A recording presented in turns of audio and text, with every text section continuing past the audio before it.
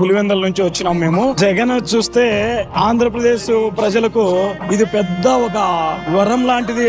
జగన్మోహన్ రెడ్డి గారు సీఎం కావడం అనేది. ఎందుకంటే ఇంతవరకు ఎంతో మంది మంత్రులు ముఖ్యమంత్రులు వచ్చినారు పోయినారు, కానీ ఇంత సంక్షేమ పాలన అనేది ఈ రాష్ట్రంలో ఎప్పుడు చూడలేదు. మా పెద్దలు చూడలేదు, మా అబ్బతరం నుంచి కానీ ఇంతవరకు జరగలేదు. ఇదంతా గ్రామీణ ప్రాంతాలలో నుంచి వచ్చిన వాళ్ళకైతే అర్థం అవుతుంది. మనకు టౌన్లలో కూర్చొని ఏసీ రూమ్ లో కూర్చొని మాట్లాడే వాళ్ళకి ఏం తెలియదు ఈ అభివృద్ధి అనేది, ఈ సంక్షేమం అనేది.